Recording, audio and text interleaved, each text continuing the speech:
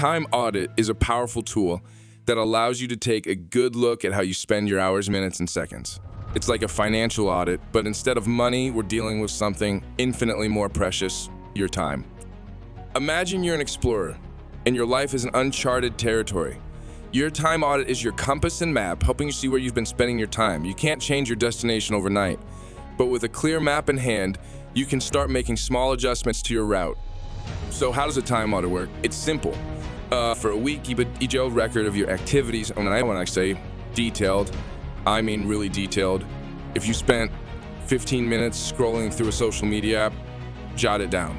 If you spent 30 minutes daydreaming about your next vacation, that goes into the record too. At the end of the week, categorize your activities. You might have categories like work, sleep, leisure, family time, and so on. Now comes the eye-opening part. Tally up the hours you spent on each category. Oh, you might be surprised to see where your time actually goes. But a time audit isn't just about identifying time sinks. It's also about setting goals based on your findings. Maybe you discover you're spending more time on work than you'd like and less on hobbies or family. You can then set a goal to balance your time better. Planning ahead and setting time limits on tasks and priorities is also key. Say you spend 3 hours on emails daily, you can set a goal to limit this to 1 hour, freeing up 2 hours for other tasks or for relaxation. Just remember, time audit isn't a one-time thing. It's a process. Revisit your audit regularly, adjust your goals, and keep refining your time management strategy. With a time audit, you'll gain a clearer vision of how you're using your time and where you can make improvements.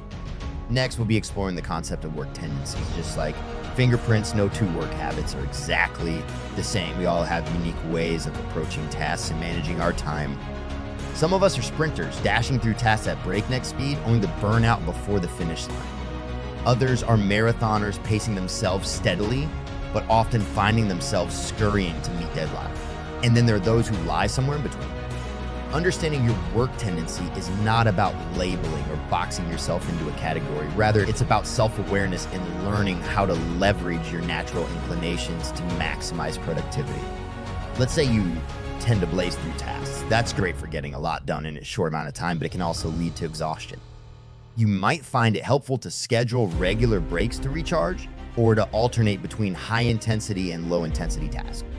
On the other hand, if you're more of a slow and steady worker, you might need to build in deadlines and checkpoints to keep yourself on track.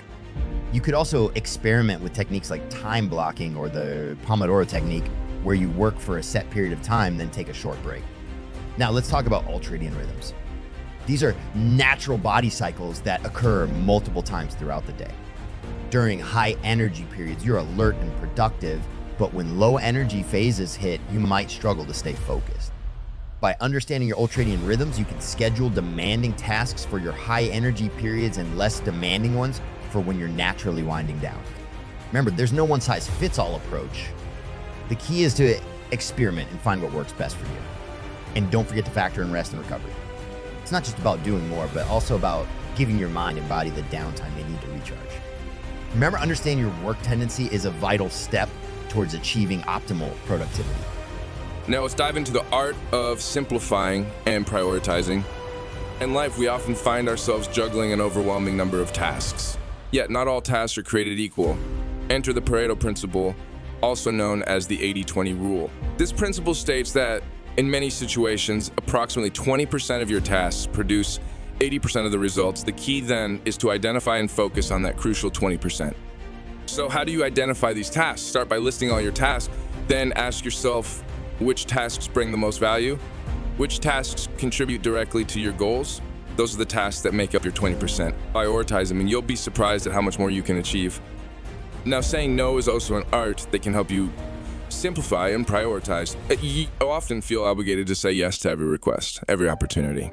But each yes is also a no to something else, potentially a task in your crucial 20%. So learn to say no more often. It's not about being selfish, but about protecting your time and energy for what truly matters. Let's also talk about distractions. In our hyper-connected world, distractions are everywhere. But remember, every time you give into a distraction, you're saying no to a task that could be contributing to your goals. So manage your distractions. Turn off necessary notifications, create a quiet workspace, do whatever it takes to stay focused. Lastly, consider using pre-printed lists for errands and batching similar tasks together. This can save you time and mental energy. For instance, instead of running to the store multiple times a week, make a list and go once. Or instead of responding to emails throughout the day, set specific times to check and respond. By simplifying and prioritizing, you'll be able to focus on what truly matters and achieve more with less. As we wrap up today's discussion, let's quickly revisit the key points we covered.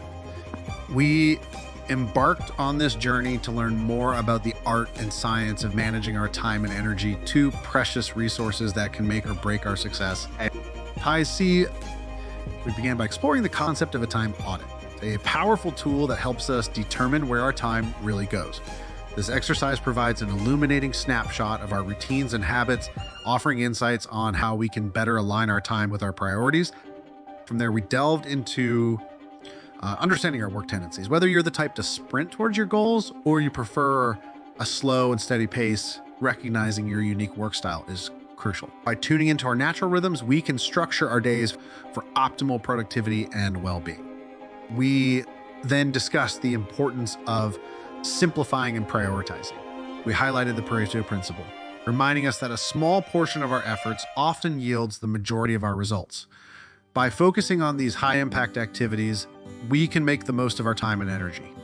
His final note: remember that managing time and energy isn't about squeezing more tasks into your day. It's about creating a lifestyle that supports your goals and values, reducing stress, and enhancing overall well-being. As our journey concludes, I would like to express my gratitude for your time and attention. Your engagement is what makes these discussions worthwhile. If you found this video valuable, do consider hitting the like button, leaving a comment, and subscribing to stay updated with more content like this. Right? For those interested in delving deeper, there are plenty of resources available. Books like 4 Ways to Manage Your Energy More Effectively by Elizabeth Gray Saunders, or online courses such as What is Time Management? 6 Strategies to Better Manage Your Times on Coursera are excellent starting points. Thank you for joining us today. Remember, managing your time and energy effectively is the key to a more productive and fulfilling life. See you in the next video.